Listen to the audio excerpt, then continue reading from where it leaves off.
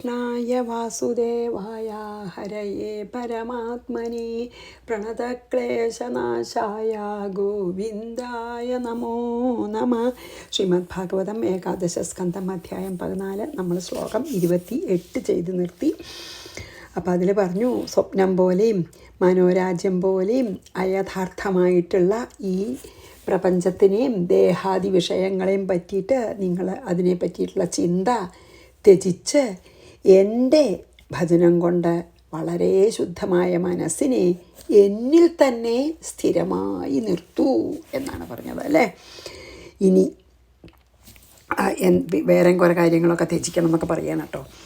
സ്ത്രീ സംഗിനാം സംഗം ത്യക്ത്വാ ദൂരത ആത്മവാൻ ക്ഷേമേ വിവിക്ത ആസീനശ്ചിന്തയേൻ മാമതന്ത്രിതഃ.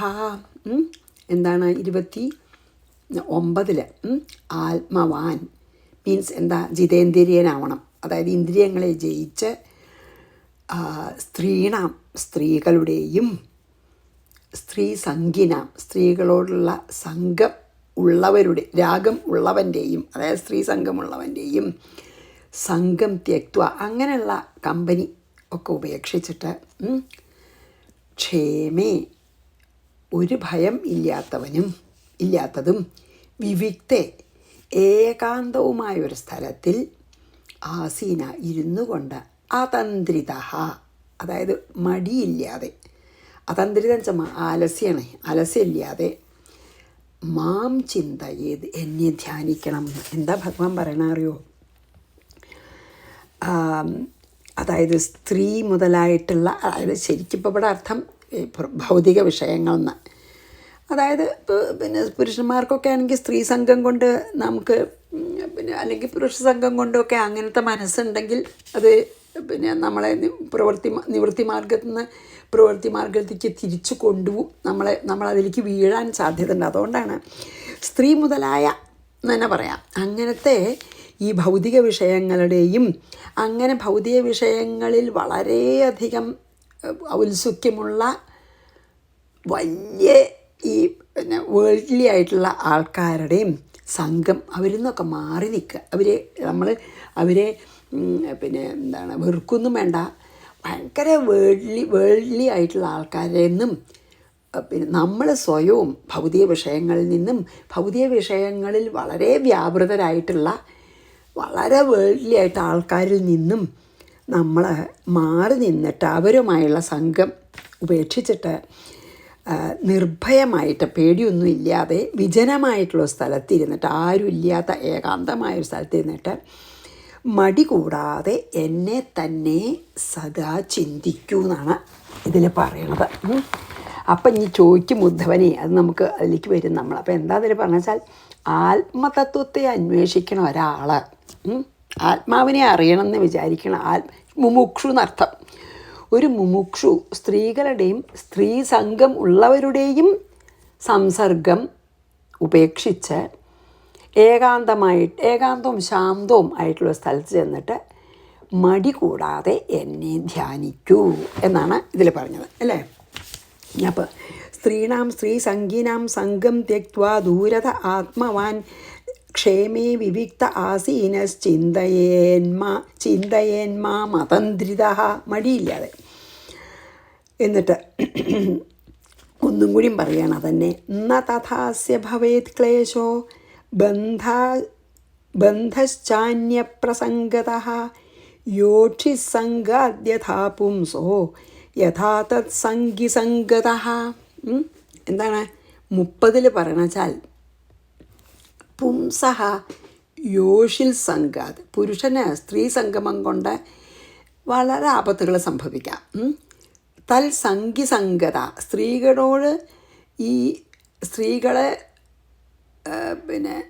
സ്ത്രീ സംഘമുള്ളവരോട് സംസർഗം കൊണ്ട് യഥാ എങ്ങനെ ഇതുപോലെ തന്നെ വിഷമങ്ങൾ ഉണ്ടാവുന്നുവോ, അവരുടെ കൂടെ നടന്നാലേ, അങ്ങനെയുള്ളവരുടെ കൂടെ നടന്നാലേ നമുക്ക് സ്ത്രീ സംഘം ഉണ്ടെങ്കിൽ തന്നെ വെച്ചാൽ അന്യ സ്ത്രീയൊക്കെയാണ് പറയണത് കേട്ടോ ഇതിൽ. അങ്ങനെ വിഷയമായിട്ട് അന്യ സ്ത്രീകളുടെ ഒക്കെ സംഘം ഉണ്ടെങ്കിൽ അതൊക്കെ നമുക്ക് ദുഃഖത്തിൽ കലാശിക്കും. അതുമാത്രമല്ല, ഇതുപോലെ സ്ത്രീ സംഘമുള്ളവരെ കൂടെ നടന്നാലും ചിലപ്പോൾ ആപത്ത് വരാമെന്ന്. തഥാ ക്ലേശ ബന്ധച്ച, അങ്ങനെ കഷ്ടവും ബന്ധനവും വരും നമുക്ക്. അസ്യ ഇവന് അന്യപ്രസംഗതാഹ ന ഭവേത്, അന്യന്മാരുടെ നല്ല ആൾക്കാരുടെ സംസർഗം കൊണ്ട് അതുണ്ടാവില്ല എന്ന് പറയണം. അതുകൊണ്ടാണ് പിന്നെ അവരുടെ സംസർഗം വിടണമെന്ന് പറഞ്ഞതേ. പിന്നെ അതായത് പിന്നെ അതായത് ഈ സ്ത്രീകളുടെ സംഘം കൊണ്ടും ആ സ്ത്രീ സംഘം ഉള്ളവരുടെ മറ്റുള്ളവരുടെ സംഘം കൊണ്ടുണ്ടാവുന്ന ക്ലേശവും അവരുമായിട്ട് നമ്മൾ ബന്ധിക്കപ്പെടുകയൊക്കെ ചെയ്യണത് നമുക്ക് വളരെ ബുദ്ധിമുട്ടുണ്ടാക്കും. അതുകൊണ്ട് അങ്ങനെയുള്ളവരുടെ സമ്പർക്കമെങ്കിലും ഉപേക്ഷിക്കണം. അല്ലാത്തവരുടെ സമ്പർക്കം കൊണ്ട് നമുക്ക് ഇങ്ങനൊരു അധപ്പതനം വരില്ല എന്ന് പറയുകയാണ്. അതാണ് അത്. പിന്നെ അത്ര സൂക്ഷിക്കേണ്ടതാണ് വലിയ വിഷയികളുടെ പിന്നെ എന്താണ്, അതായത് നമുക്ക് ഈ വിഷയസംഘത്തിൽ പെട്ട് അനുഭവിക്കേണ്ടി വരുന്ന ക്ലേശങ്ങളൊക്കെ നമ്മൾ വിഷയികളിൽ നിന്ന് മാറി നിന്നാൽ ഉണ്ടാവില്ല എന്നാണ് പറയുന്നത്. അതാണ്, അങ്ങനെയുള്ളവരുടെ സംഘം ഇല്ലാതിരിക്കണം. അല്ലെങ്കിൽ നമുക്ക് അധപ്പതനം ഉണ്ടാവും, വിഷമം ഉണ്ടാവും. അങ്ങനെ അല്ലാത്തവരുടെ ബന്ധം സാരമൊന്നുമില്ല. ഇനി ഉദ്ധവൻ ചോദിക്കുകയാണ്. അപ്പോൾ എന്നെ തന്നെ ധ്യാനിക്കൂ പറഞ്ഞല്ലോ. എങ്ങനെയാണ് ധ്യാനിക്കണം ചോദിക്കും ഇനി ഭഗവാൻ. അതാണല്ലോ ഭഗവാൻ ആദ്യം പറഞ്ഞത്, എല്ലാവരും നിന്ന് അകന്നിട്ട് ഏകാന്തത്ത് പോയി എന്നെ തന്നെ ധ്യാനിക്കൂ എന്ന് പറഞ്ഞുവല്ലോ. അപ്പം ഇനി ഉദ്ധവന് സംശയം എങ്ങനെ ധ്യാനിക്കണമെന്ന്. അപ്പം ഭഗവാൻ മറുപടി പറയട്ടു. അപ്പോൾ ഇനി 30 വായിക്കാം. ന തഥാസ്യ ഭവേത് ക്ലേശോ ബന്ധശ്ചാന്യ പ്രസംഗത. ബാക്കിയുള്ളവരായിട്ടുള്ള ഇത് വിഷയികളല്ലാത്തവരുടെ സംസർഗം കൊണ്ട് ഇങ്ങനത്തെ ബുദ്ധിമുട്ടുണ്ടാവില്ല എന്ന്. യോക്ഷി സംഗാദ്യഥാ പുംസോ യഥാ തത്സംഗി സംഗത. ഇനി എന്നെ ധ്യാനിക്കണം എന്ന് പറഞ്ഞപ്പോൾ ഉദ്ധവൻ എങ്ങനെ ധ്യാനിക്കാമെന്ന് ചോദിക്കാൻ പോവുകയാണ്. ഇനി ഉദ്ധവ വാച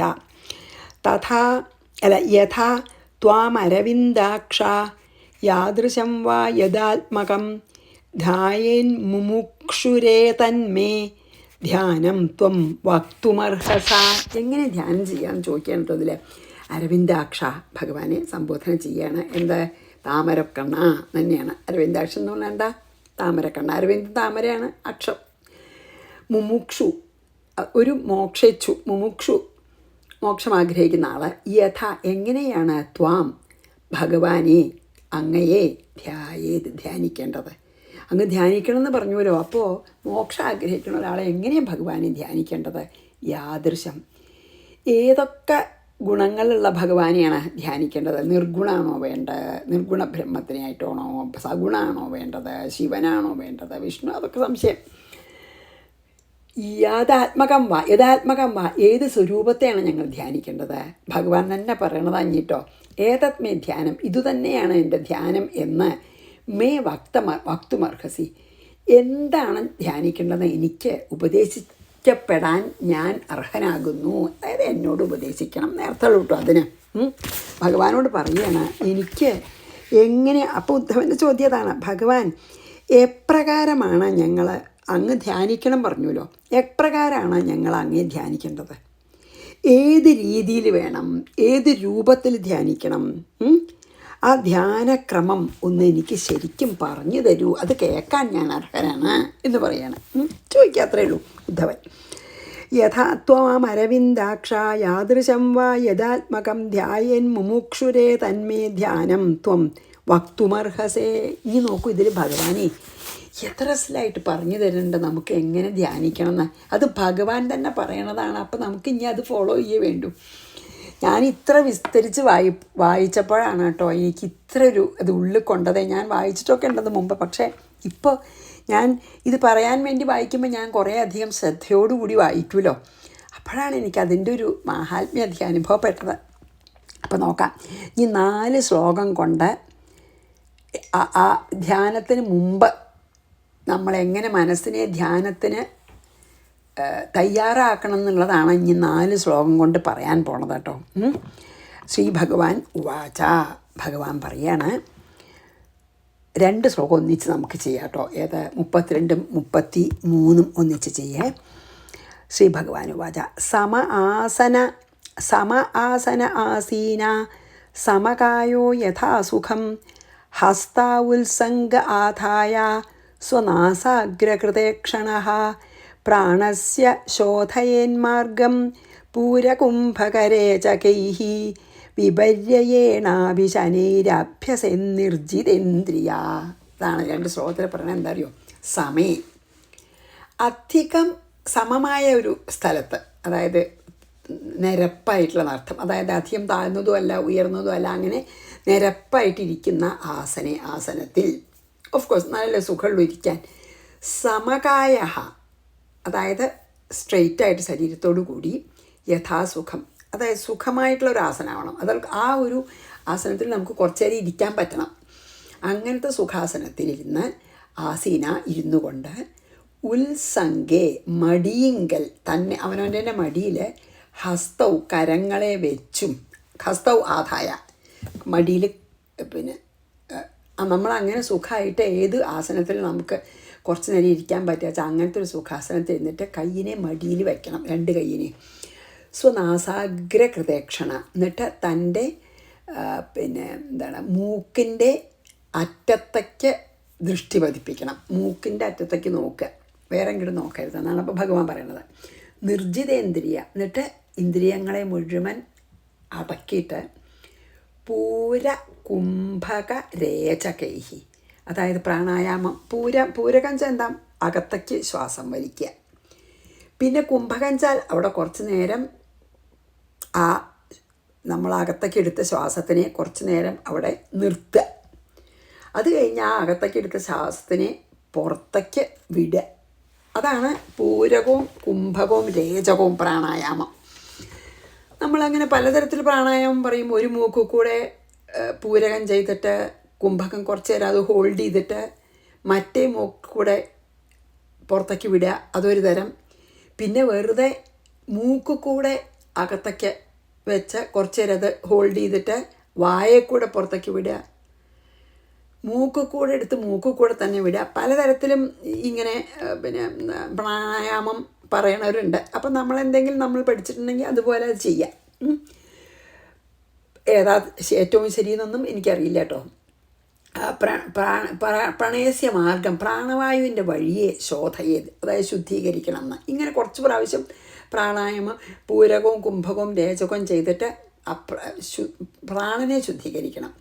വിപര്യേണ അഭി, നേരെ തിരിച്ചും ചെയ്യാമെന്ന്. രേചകം കുംഭകം പൂരകം എന്ന വിപരീത ക്രമത്തിലെങ്കിലും ശനൈഹി പതുക്കെ അഭ്യസിക്കണം. ചിലർ അങ്ങനെ ഉണ്ട്, മുഴുവനും കളയാണ് ആദ്യം, എന്നിട്ട് പിന്നെ അവിടെ അങ്ങനെ ഹോൾഡ് ചെയ്യും. എല്ലാം അങ്ങനെ മുഴുവനും പുറത്തേക്ക് കളഞ്ഞിട്ട്, അതായത് എക്സെയിൽ ചെയ്തിട്ട് ഹോൾഡ് ചെയ്യും, എന്നിട്ട് ഇൻഹെയിൽ ചെയ്യും, ഹോൾഡ് ചെയ്യും, ആദ്യം എക്സെയിൽ ചെയ്യും. അപ്പം വേണമെങ്കിൽ നമുക്ക് എക്സെയിൽ ചെയ്തിട്ടും തുടങ്ങാം കേട്ടോ. ആദ്യം മുഴുവനെ കളയുള്ളത്, എന്നിട്ട് കുറച്ച് നേരം ഹോൾഡ് ചെയ്യുക, എന്നിട്ട് പിന്നെ ഉള്ളിലേക്ക് ആക്കുക, ഉള്ളിലേക്ക് പറ്റുന്നത്ര എടുക്കുക, എന്നിട്ട് കുറച്ച് നേരം ഹോൾഡ് ചെയ്യുക, പിന്നെ ആദ്യം എക്സെയിൽ ചെയ്യുക, ഹോൾഡ് ചെയ്യുക, ഇൻഹെയിൽ ചെയ്യുക, ഹോൾഡ് ചെയ്യുക, എക്സെയിൽ ചെയ്യുക. അപ്പോൾ ഏത് സൈക്കിൾ വേണമെങ്കിൽ നമുക്ക് എടുക്കാം. അപ്പോൾ അത്രേ പറഞ്ഞിട്ടുള്ളൂ ഇതിൽ. അതാണ് ഇപ്പോൾ ഇതിൽ പറഞ്ഞത് ഈ 2 ശ്ലോകത്തിൽ. അതായത് പ്രാണായാമം പിന്നെ അത് പലതരത്തിലും ചെയ്യാം, അതുകൊണ്ടാവുമല്ലോ അപ്പോൾ അങ്ങനെ പറയണത്. എന്തായാലും അങ്ങനെ അപ്പോൾ ഇതിൽ ഈ 2 ശ്ലോകത്തിൽ എന്താ പറഞ്ഞാൽ വെച്ചാൽ നല്ല സമനിരപ്പായിട്ടുള്ള ഒരു സീറ്റ് കണ്ടുപിടിക്കുക, ഒരു ഇരിക്കാൻ.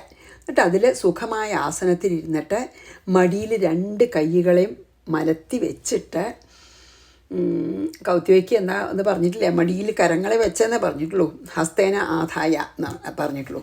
കൈ വെച്ചിട്ട് പിന്നെ നാസാഗ്രത്തിൽ ദൃഷ്ടി ഉറപ്പിച്ചിട്ട് ഇങ്ങനെ കുറച്ച് പ്രാവശ്യം പ്രാണായാമം ചെയ്ത് പ്രാണനെ ശുദ്ധീകരിക്കണം എന്ന് പറഞ്ഞു. അത് മാത്രമേ പറഞ്ഞിട്ടുള്ളൂ ഇതിൽ. ശ്രീ ഭഗവാൻ വാച സമ ആസീന സമകായോ യഥാസുഖം ഹസ്താവുത്സംഗ ആധായ സ്വനാസാഗ്രകൃതേക്ഷണ പ്രാണസ്യ ശോധയേന്മാർഗം പൂരകുംഭകരേചകൈഃ വിപര്യയേണാഭിശനൈരഭ്യസേന്നിർജിതേന്ദ്രിയഃ. ഇനി 34. ഹൃദ്യവിച്ഛിന്നമോങ്കാരം ഖണ്ഡാനാദം ബിസോർണവദ് പ്രാണേനാദിശ്യ തത്രാഥ പുനഃ സംവേശയത് സ്വരം. അപ്പോൾ ഇനി ഇതിലെന്താ പറയണമെന്ന് പറയാം. അതായത് അപ്പം ഇതിന് മുമ്പ് പറഞ്ഞ ദേഹത്തിന് നമുക്ക് സുഖമായിട്ടുള്ള രീതിയിൽ നിർത്തണം. എന്നിട്ട് കൈ മടിത്തട്ടിൽ വെച്ചിട്ട് നാസാഗ്രത്തിൽ നോക്കിയിട്ട് എന്നല്ലേ പറഞ്ഞ. ഇനി ഈ ഓങ്കാരം ഉച്ചരിക്കണം എന്നാണ് അപ്പം ഇതിൽ പറയണത് കേട്ടോ. ഇനി അപ്പം നമുക്ക് നോക്കാം. അത് എന്താണ് 33 കഴിഞ്ഞു അല്ലേ? 34 ഇപ്പം ഞാൻ വായിച്ചത്. അതെ, അവിഛിന്നം. അവിഛിന്നം അതായത് മൂലാധാരത്തിൽ നിന്നും വരുന്നതും ഖണ്ഡാനാദം, അതായത് മണി കൊട്ടുമ്പോഴത്തെ ശബ്ദത്തിന് തുല്യവും ഹൃദയത്തിൽ ഇരിക്കുന്നതുമായ ഓങ്കാരത്തിനെ ഓംകാരം പ്രാണവായു കൊണ്ട് ബിസോർണവത് താമരത്തണ്ടിൻ്റെ നൂലുപോലെ ഉദീര്യ 12 സെക്കൻഡ് മുകളിലേക്ക് കൊണ്ടുപോയി. അധപ്പുന ഉദീര്യാച്ച മുകളിലേക്ക് കൊണ്ടുപോയി എന്നേ ഉള്ളൂ. അത് 12 സെക്കൻഡാന്ന് ഞാൻ ഒരു ഇതിലേക്ക് വായിച്ചു. അതായത് ആ പ്രാണവായുവിനെ താമരത്തണ്ടിൻ്റെ നൂല് പോലെ പ്രാണവായു കൊണ്ട് മുകളിൽ കൊണ്ടുപോയിട്ട് ഈ ഓങ്കാരത്തിന് അധപ്പുന പിന്നീട് പതുക്കെ എന്ന് പറയുമല്ലോ അവസാനത്തെ ഓം ജപിച്ചിട്ട് തത്ര അങ്ങനെ 12 മാത്രകൾക്ക്, അതായത് 12 പുറത്തേക്കും വിടണം. ആ ഓങ്കാരത്തിൽ സ്വരം 15ാമത്തെ ബിന്ദുരൂപമായ, അതായത് സ്വരം നമ്മളങ്ങനെ 3ആയിട്ടാണല്ലോ പറയുക, സംവേശയെ ഇത് ചേർക്കണം. ഇതിപ്പോൾ എങ്ങനെയാണ് ഈ എക്സാക്ട്ലി പ്രാണായാമം ചെയ്യാന്ന് പറയണം കേട്ടോ. അതായത് എന്താ അതിൽ പറയണ വെച്ചാൽ, ഈ ഒരു ശ്ലോകത്തിൽ പറഞ്ഞ വെച്ചാൽ താമര നൂല് പോലെ സൂക്ഷ്മവും ഓങ്കാരേ മണിനാദം പോലെ ഉള്ളതാണ് കേൾക്കാൻ. അങ്ങനെയുള്ള ഹൃദ്യവും നിരന്തരം ഈ പ്രപഞ്ചത്തിൽ മുഴങ്ങിക്കൊണ്ടിരിക്കുന്നതുമായ ഓങ്കാരത്തെ എന്ത് ചെയ്യണം? പ്രാണവായുവിൻ്റെ കൂടെ മൂലാധാരത്തിൽ നിന്ന് ഉയർത്തിയിട്ട് ഹൃദയത്തിൻ്റെ അവിടെ കൊണ്ടുവരണം. എന്നിട്ട് ഇങ്ങനെ ഹൃദയത്തിൻ്റെ അവിടെ കൊണ്ടുവന്ന പ്രാണായാമത്തിനെ നമ്മൾ 10 പ്രാവശ്യം അങ്ങനെ ചെയ്യേണ്ടതാണെന്ന്. അങ്ങനെയൊക്കെയാണ് ഇതിലത് പറഞ്ഞിട്ടില്ല. അതുകൊണ്ട് ദശ എന്ന് പറഞ്ഞിട്ടില്ല. അപ്പോൾ ഇതിലെന്താ പറയണ വെച്ചാൽ ഈ അതായത് വളരെ അതാണ് താമര നൂല് പോലെ വളരെ സൂക്ഷ്മമായിട്ടുള്ള താമര നൂല് പോലെയുള്ള ആ പ്രാണനിൽ കൂടി മണിനാദത്തിൻ്റെ മുഴക്കത്തോട് കൂടിയിട്ടുള്ള ഓങ്കാരം നമ്മൾ ഉച്ചരിക്കണം. അതായത് ഈ നമ്മൾ ചെയ്യണ പ്രാണായാമത്തോടു കൂടി പ്രാണായാമം പ്രണവോച്ചാരണത്തോടു കൂടിയിട്ട് വേണം എന്നാണ് പറയുന്നത്. ഈ പ്രാണായാമം അതാണ് ഇപ്പം ഇതിൽ പറഞ്ഞത്. അങ്ങനെ ചെയ്യാനാണ് ഇപ്പം ഇതിൽ പറയണത് കേട്ടോ. എപ്പോഴും ഉറങ്ങിക്കൊണ്ടിരിക്കേണ്ട ആ ഓങ്കാരത്തെ പ്രാണവായുവിനോടൊപ്പം ആ വളരെ സൂക്ഷ്മമായിട്ടുള്ള അതിനെ മൂലാധാരത്തിൽ നിന്ന് ഉയർത്തി ഹൃദയത്തിൽ ലയിപ്പിക്കണം എന്നാണ് പറഞ്ഞത് അല്ലേ. ഇനി ഏവം അപ്പം 24 വായിച്ചു 35 പോവാട്ടോ. ഹൃദ്യവിച്ഛിന്നമോങ്കാരം ഖണ്ഡാനാദം വിസോർണവത് പ്രാണേനോദീര്യം തത്രാഥാ പുനഃസംവേശയേത് സ്വരം. ഓങ്കാരത്തെ പ്രാണായാമം കൊണ്ട് ഹൃദയത്തിൽ എത്തിച്ച് അതിൽ പിന്നെ നമ്മൾ ആ ബിന്ദു ഉണ്ടല്ലോ ഓം എന്നുള്ളതിൻ്റെ ബിന്ദു ചേർക്കണം എന്നൊക്കെയാണ് പറയുന്ന സമയത്തെ. ഇനി ഏവം പ്രണവസംയുക്തം പ്രാണമേവ സമധ്യസേത് ദശകൃത്വശ്തൃഷവണം മാസാദർവാഗ് ജിതാനിലഹ. ഇങ്ങനെ നമ്മൾ കുറച്ച് പ്രാക്ടീസ് ചെയ്യണം എന്നാണ് പറയുന്നത് കേട്ടോ. ഇതിൽ എന്താ അറിയോ, ഏവം ഇപ്രകാരം പ്രണവസംയുക്തം പ്രണവത്തോടു കൂടിയ പ്രാണായാമത്തിനെ, അതാണ് പ്രാണായാമത്തിൻ്റെ ഒപ്പം പ്രണവം ജപിക്കണമെന്നേ.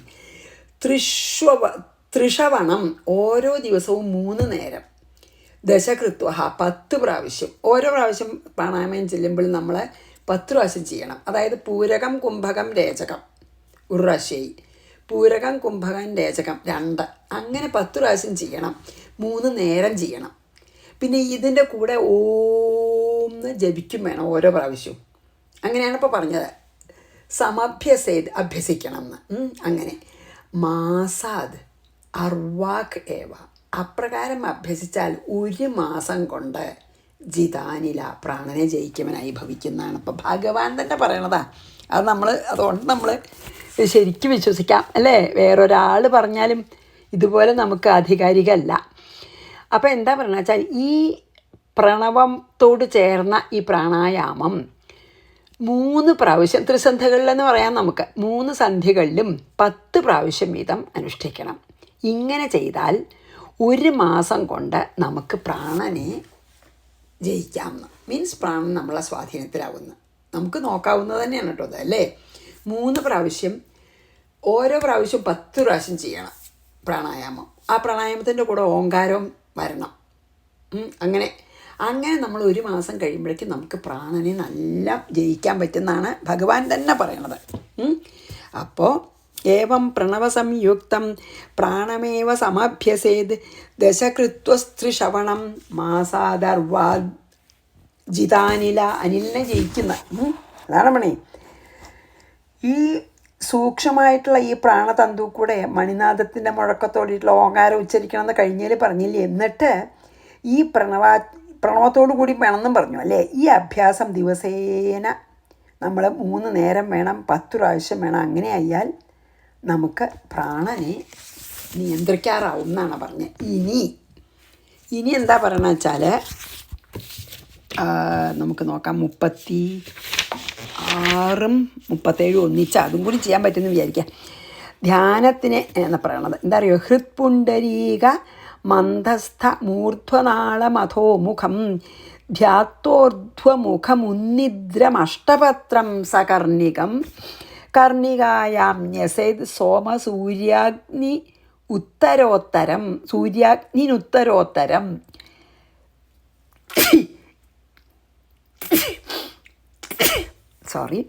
വന്യമധ്യേ സ്മരേത് ധ്രുവം മമൈത ധ്യാനമംഗളം. ഈ 2 ശ്ലോകത്തിലെ വളരെ നല്ല രസമാണത്. എന്താ അറിയോ? അന്തസ്ഥം ശരീരത്തിൻ്റെ ഉള്ളിൽ തന്നെ ഉള്ളതും, ഊർധ്വനാളം മേൽഭാഗത്തേക്ക് നാളം ഉള്ളതും, അധോമുഖം അതായത് താഴത്തേക്കിങ്ങനെ കൂമ്പി നിൽക്കണതാട്ടോ. ഇപ്പം ഈ വാഴയുടെയൊക്കെ അതില്ലേ, എന്താ ഒരു വാഴ കുലയ്ക്കണതിൻ്റെ എന്തായാലും പറയുക, വാഴ കുലച്ച് കഴിഞ്ഞാൽ അതിൻ്റെ താഴത്ത് നിൽക്കണ ഒരു ഇതുണ്ട്, എന്താ പറയുക, വാഴക്കൂമ്പ്. അതുപോലെ ആ വാഴയുടെ പൂവാണല്ലോ അത്. അതുപോലെ താഴത്തേക്ക് ഇങ്ങനെ നിൽക്കണത്. ഹൃത്പുണ്ടരീകാക്ഷം താമരമൊട്ട് പോലെയുള്ള ഹൃദയത്തിന്. അപ്പോൾ വാഴക്കൂമ്പ് പോലെയാണ് നമ്മുടെ ഹൃദയം ഇങ്ങനെ താഴത്തേക്ക് തൂങ്ങിക്കിടക്കുകയെന്ന് സങ്കല്പിക്കാം. ഹൃദയത്തിന് ഉന്നിദ്രം അതിനെ അങ്ങോട്ട് മലർത്തുക നമ്മൾ, എന്നിട്ടോ വികസിപ്പിക്കുക. ഊർധ്വമുഖ് സ്വകർണികം എന്നിട്ട് ഊർധ്വമുഖമുള്ളതായും, അതായത് ഇപ്പോൾ നമുക്ക് കാണാം അങ്ങനെ സകർണികം അതിൻ്റെ കർണിക നടുക്കലത്തെ സെൻറ്ററിൽ ഉണ്ടാവുമല്ലോ ഈ താമരയുടെയൊക്കെ കർണിക അല്ലേ. ആ പൂ ഇങ്ങനെ നടുക്കൊരു ഇതുണ്ടാവും, അതുമെന്നാണല്ലോ പിന്നെ എല്ലാ ഇലകളൊക്കെ വരിക. അതിനാണ് കർണിക പറയുക. ധ്യാനിച്ച് അതിനെ ധ്യാനിക്കണം. ഹൃദയമാകുന്ന പത്മമാണ് കേട്ടോ നമ്മൾ തുറന്നതിപ്പോൾ. ഹൃദയമാകുന്ന പത്മം ഈ വാഴക്കൂമ്പ് പോലെ താഴത്തേക്കാക്കി കിടക്കുകയാണ്. അതിനെ നേരെ ആക്കണം. അതായത് അതിനെ നേരെ, അത് നേരെയല്ല അങ്ങനെ തല കീഴായിട്ടല്ലേ നിൽക്കണത്. അതിനെ നേരെ നിർത്തിയിട്ട് അതിൻ്റെ ഉള്ളിലത്തെ കർണിക കൂടിയിട്ടുള്ള ധ്യാനിച്ച് ആ കർണികയെ ധ്യാനിക്കണം. ആ നടുക്കലത്തെ കർണികായാം ആ താമരയുടെ ആ കർണികയിൽ സൂര്യസോമോഗ്നി, സൂര്യൻ ചന്ദ്രൻ അഗ്നി ഇവരുടെയൊക്കെ ഉത്തരോത്തരം. അതിൻ്റെ ആദ്യം സൂര്യൻ്റെ മേലെ ചന്ദ്രൻ, ചന്ദ്രൻ്റെ മേലെ അഗ്നി, അങ്ങനത്തെ പ്രഭാമണ്ഡലങ്ങൾ ന്യാസേത് ധ്യാനിക്കണം. വന്യമധ്യേ എന്നിട്ട് ആ ഏറ്റവും ഉള്ളിൽ വന്യാണ്. ആദ്യം സൂര്യമണ്ഡലം, പിന്നെ ചന്ദ്രമണ്ഡലം, പിന്നെ വന്യമണ്ഡലം. അപ്പോൾ വന്യമണ്ഡലത്തിൻ്റെ മധ്യത്തിൽ ധ്യാനമംഗളം, ധ്യാനത്തിന് മംഗളകരമായ. ഇപ്പം നമ്മൾ ആരെ ധ്യാനിക്കാൻ പോകണമെന്ന് വെച്ചാൽ ആ ധ്യാനിക്കണ ആളുടെ ഏതത് ഇനി പറയാൻ പോണ്ട് അത് മമരൂപം എൻ്റെ രൂപത്തിൽ ധ്യാനിക്കണം എന്ന്. അപ്പോൾ എവിടെയാണ് ഇപ്പോൾ ഈ 2 ശ്ലോകത്തിൽ എവിടെയാണ് ഭഗവാനെ ധ്യാനിക്കേണ്ടത് എന്നാണ് പറയണത് കേട്ടോ. അതേ അവിടെ എത്തിയിട്ടുള്ളൂ. ഇങ്ങനെ പിന്നെ 3 പ്രാവശ്യം 10 ദിവസം ഇതായ ഇത് കിട്ടുമെന്ന് പറഞ്ഞു നമുക്ക്, പിന്നെ പ്രാണനെ അടക്കാമെന്ന് പറഞ്ഞു.